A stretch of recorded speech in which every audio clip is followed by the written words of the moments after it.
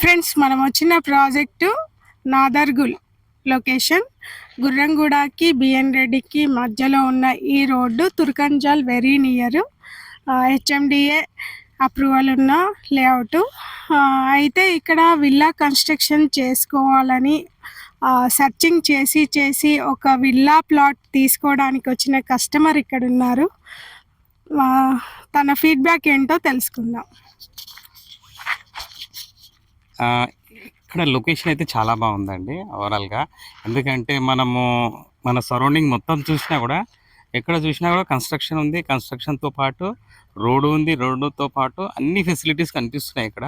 ఫ్యూచర్లో మనకు చాలా మంచి ప్లేస్గా కనిపిస్తుంది నాకైతే ఇది.